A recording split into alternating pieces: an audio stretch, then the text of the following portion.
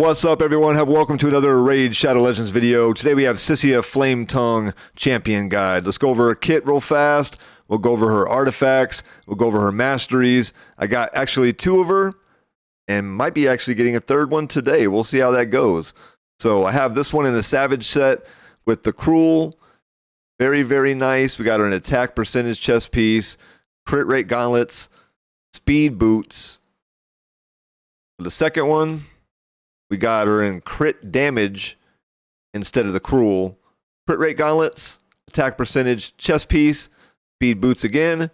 And for the most part, I mean, her accuracy is high enough to land most of her skills. Let's go over her skills right now. She has Towering Inferno on the A1. Attacks one enemy 3 times. Each hit has a 15% chance of increasing the duration of HP burn debuffs on the target by 1 turn. And that goes up to 30% when booked up. We got Flame Eruption on the A2. Attacks all enemies. Has a conditional decreased defense on this one. So it has an 80% chance of placing a 25% weaken debuff for 2 turns. It goes up to 100% chance when booked. Also has an 80% chance of placing a 60% decreased defense debuff for 2 turns if there's at least 2 enemies under HP burn debuffs. So that's the condition. Got to be 2 enemies under HP burn already. Then she can land the decreased defense at 100% when booked. Then instantly activates any HP burn debuffs on each target and decreases the duration of those HP burn debuffs by 1 turn. So she's going to burn everybody who's actually already with the HP burns 1 time with the A2. So Firestorm Right is the A3, places a HP burn debuff in this champion for 3 turns, then attacks all enemies, has a 75% chance of placing an HP burn debuff on all enemies for 3 turns, grants an extra turn if HP burn debuff is placed on all enemies. So basically, you're going to want to use the A3 to lead into the A2, and you can get 2 turns back to back. So what happens is we're going to go ahead and use the A3, and if HP burn lands on every single target, that's the condition. We're going to get that extra turn.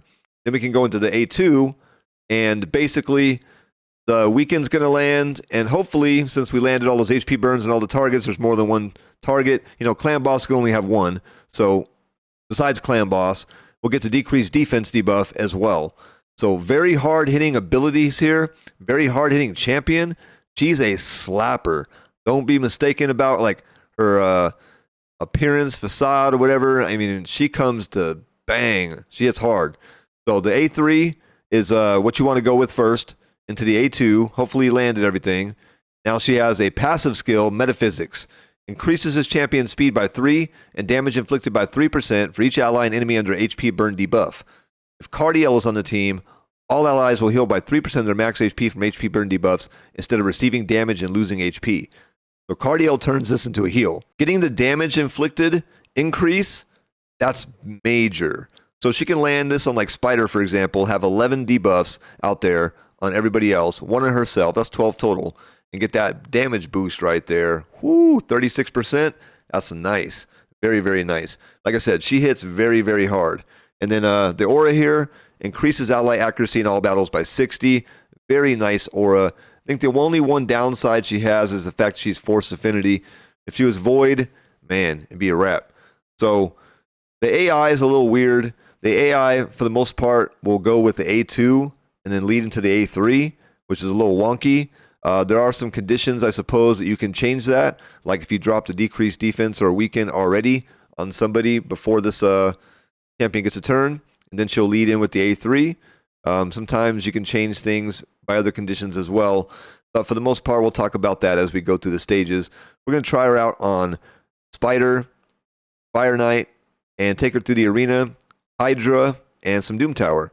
So we'll see where she shines and where she doesn't. We already know those areas of the game right there are going to be absolutely amazing for her. And she's very, very good for wave clear as well. So it doesn't matter what dungeon you take her into, Ice Golem or Dragon or anywhere else, Doom Tower waves, she can slap on the waves. Even if she's not over here, you know, doing the maximum on the boss like she does for Spider or Fire Knight.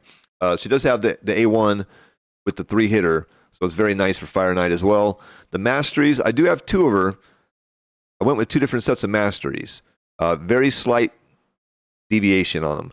So the support tree where I went, there's no deviation at all. Same on both. So we have pinpoint accuracy, get the plus 10 accuracy. We got charged focus, increases accuracy by 20 minutes. Champion has no skills on cooldown. Then we have Swarm Smiter, increases accuracy by 4 for each enemy alive, stacks up to 16. Evil Eye, decreases the target's turn meter when this champion hits them with their default skill for the first time. Decreases the turn meter by 20% with single target skills, and by 5% with AoE skills, occurs once per target. And last, we have Master Hexer. Has a 30% chance to extend the duration of any debuff cast by this champion by 1 turn. Will not extend stun, sleep, freeze, provoke, fear, true fear, bomb, or petrification debuffs. This will work on weaken, decrease defense, and HP burn. Now, for both of them, I went with the offensive tree, but I changed up what we did with the Tier 3, Tier 4, and Tier 5 masteries. So for this one right here, we have Deadly Precision for the 5% crit rate. We have Grim Resolve, increases damage inflicted by 5% when attacking with 50% HP or less, so we could get down to the side of the tree. We got Ruthless Ambush, increases damage inflicted by 8% for the first hit on each enemy. Then we have Cycle of Violence over here, has a 30% chance of decreasing the cooldown of a random skill by 1 turn. If the damage inflicted by the skill exceeds 30% of the target's max HP, occurs once per turn. Then we have Keen Strike, 10% crit damage. Single Out, increases damage inflicted to targets with less than 40% HP by 8%. Bring It Down, increases damage inflicted by 6% when attacking targets with higher max HP. And then Methodical, increases the damage inflicted by this champion's default skill by 2% each time it is used during a battle. Stacks across each round in a battle up to 10%. Then we have Kill Streak, increases damage inflicted by 6% in the arena and 3% in all other locations for each enemy killed by this champion in battle. Stacks across each round in a battle up to 12%. And then, since I'm using her mostly in PvE content, I went with Giant Slayer to get the damage bonus here. Has a 30% chance of inflicting bonus damage when attacking. Bonus damage is equal to 7.5% of the target champion's max HP, or 3% of the target's max HP when attacking bosses.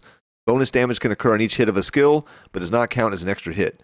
So she has the A3, hits really hard. She has the A2, hits really hard, but the A1 hits 3 times. So this is very nice for Giant Slayer here. The other one I would go with is probably Helm Smasher. This would be very good, especially if you want to use her in PvP.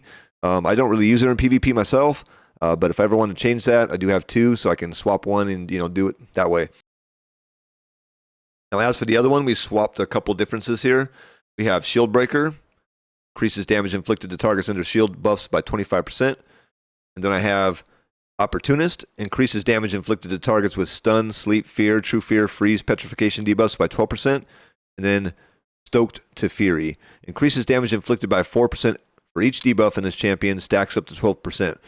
So when she puts the HP burn on herself, that'll give her a little bit of a damage boost, as long as it lands. I did feel, since I had 2, that I could actually change how I'm doing things with each one of them, because maybe I could use them in a different capacity. Go ahead and try her out in some areas. Let's go check her out in Spider. Like I said, we'll try her out in Clan Boss, Hydra, Arena, all these different areas. Here we go. The first area where she really shines is the Spider. So I have stage 25 right here. We got the Spider's Den. We got 2 Cold Hearts. We got Miscreated Monster and Renegade. We're going to get those skills to reset. See if she can actually land all the HP burns in the first try here. We'll target the Spider. It's important. There we go. Land all the HP burns. Second hit. Slapping with the A2. Cold Hearts coming in. Miscreated Monster with the stuns. We're going to get Renegade to reset the skills here.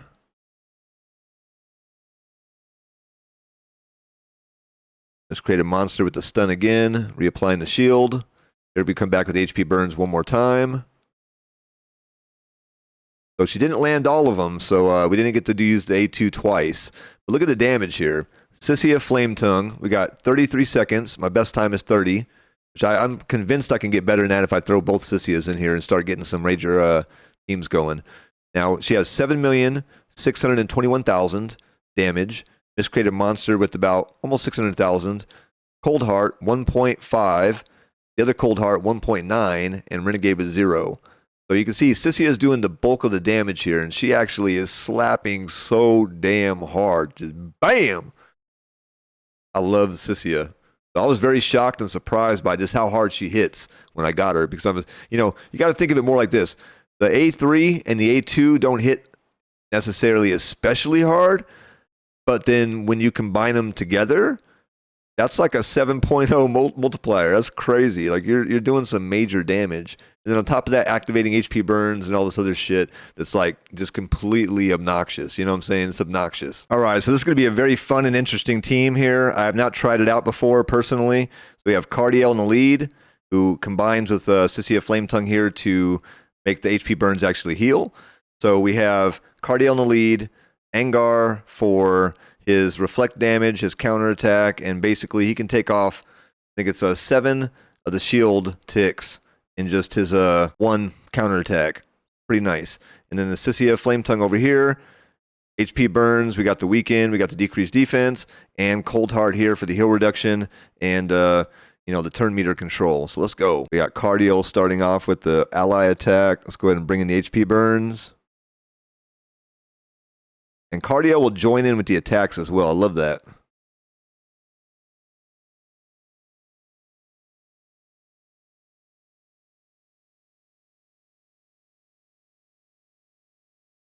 Wow, wave already cleared basically, right? Go ahead and use the A1 so we don't end up wasting the A3 and A2 for the next wave. All right, here we go. We got the big boy himself. Go ahead and wear down the shield in 1 attack. Nice, very, very nice. Okay, we'll put the HP burn on. Got it on, so we can do another attack. Use the weaken and decrease defense. But we're not going to land decreased defense because we can't get 2 HP burns on. So let's go ahead and take the turn meter. We'll wait to use the A2 later till we're closer to the Fire Knight doing his attack.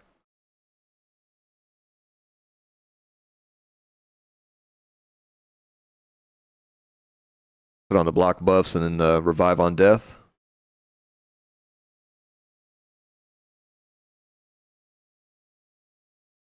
We got like 1 more turn before we can have to use the A2. Might be pushing it though.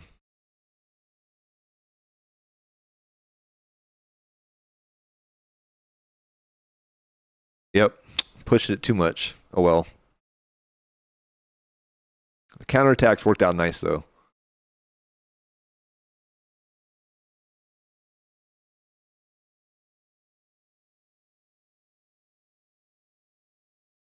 All right, moving back to the HP burns. And here we go with ally attack. A decent amount of damage.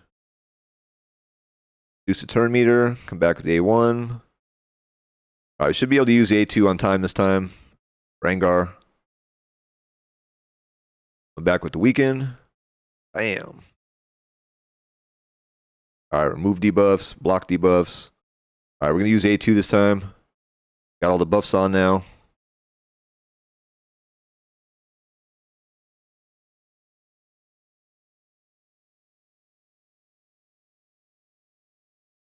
Go with the A2.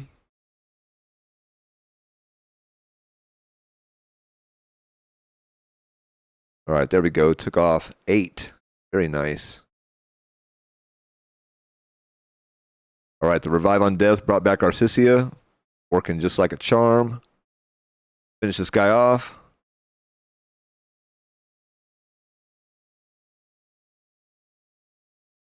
Here we go with the A3 for the finish. Bam! All right, very nice, very nice. Okay, let's check out the damage results. We got Cardiel with 200,000 basically. Angar with 334,000. Sicia number 1 with 1.2 million. Sicia number 2 with 800,000. Cold Heart with 950,000. And then with the healing, we got Cardiel with 838,000. Angar with his own 105 from his lifesteal set.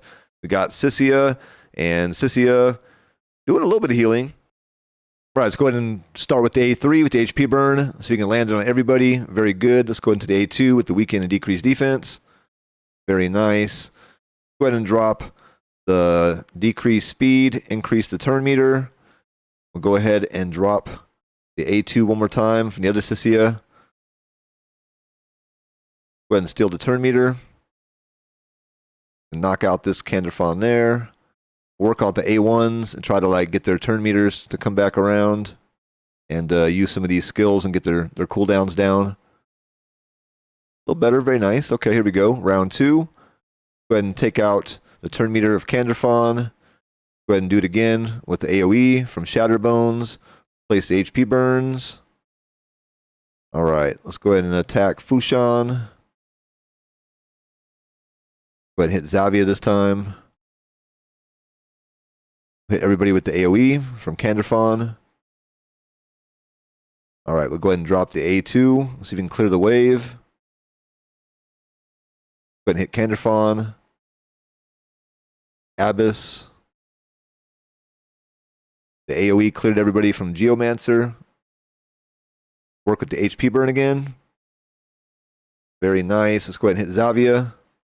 Reduce the turn meter a little bit. One time on a Zargala. Use the A2. Weaken, decrease defense.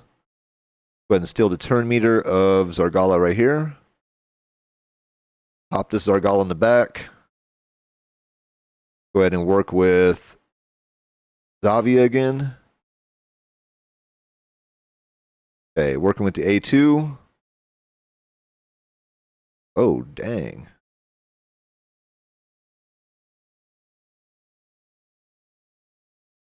He actually hit really hard there. So did Zargala.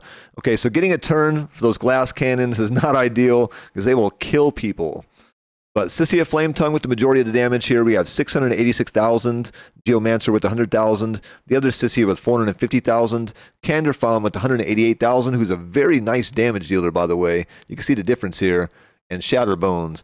So these Sicias making all the difference. Actually making the room very, very easy to complete. Talking about PvP with Sicia is very interesting because she's going to be the Force Affinity, so she can have the same problems that Canderfawn has in the arena.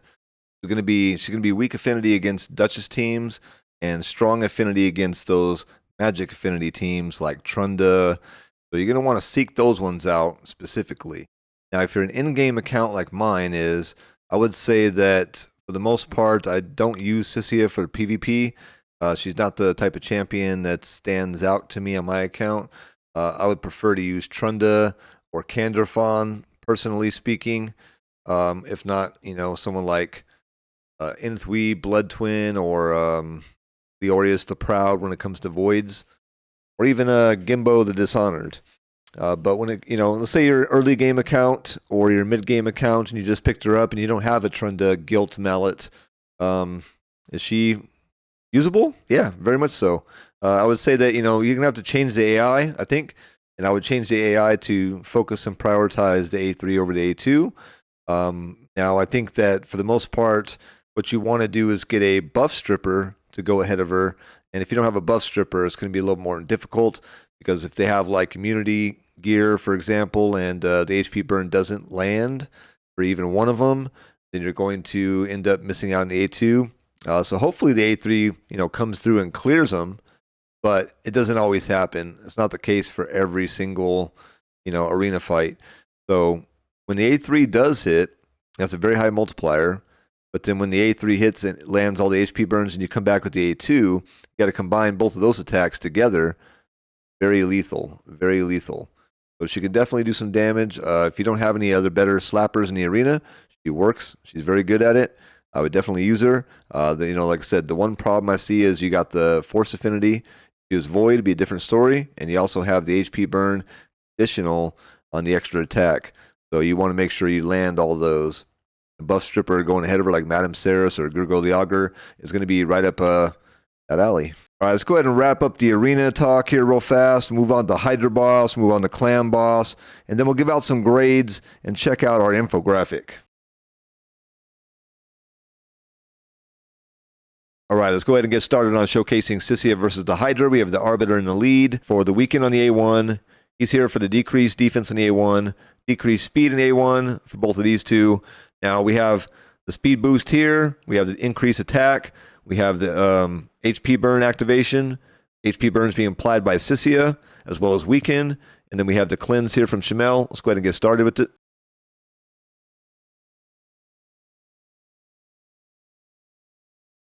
All right, she went with the A2 instead of the A3.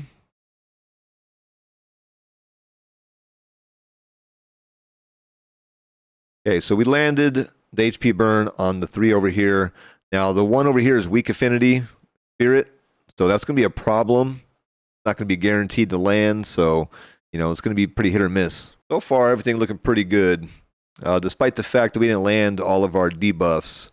All right, let's go ahead with the HP burn on the A3. Now, again, we got the weak affinity over here, so we're probably not going to land it.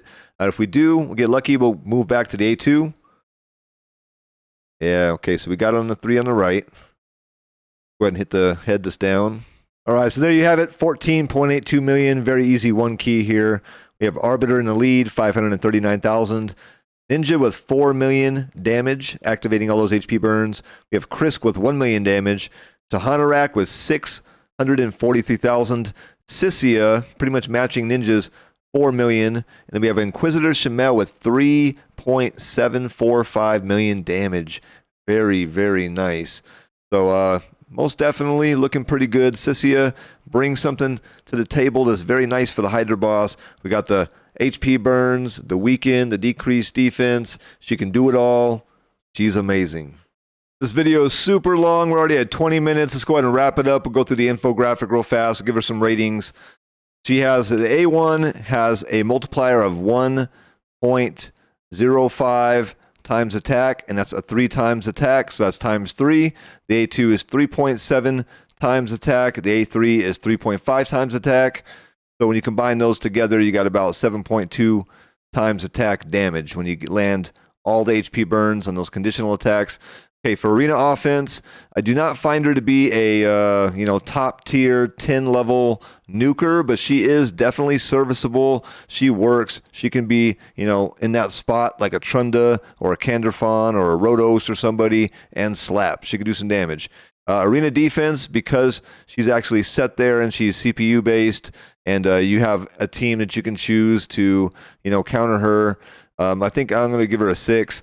Clan boss, I do have clan boss footage, but at the same time, this video is running super long. I'm going to give her an 8 for that. She's decent. She has the HP burn. She has the extension on the A1, and then she also has the weaken.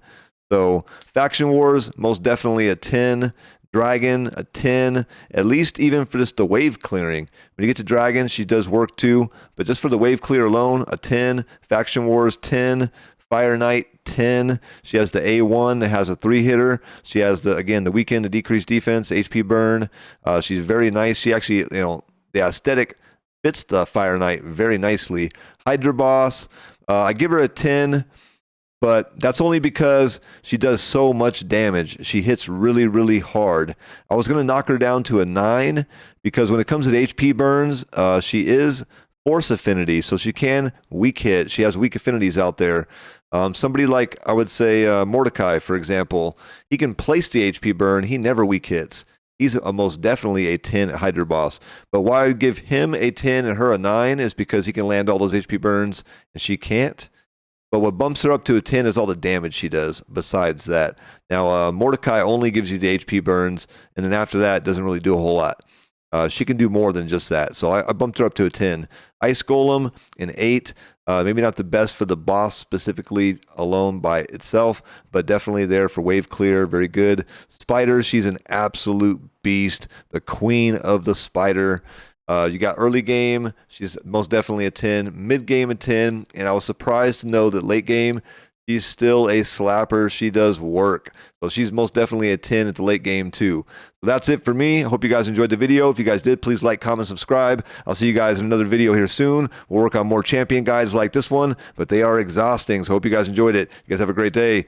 Take it easy. Peace.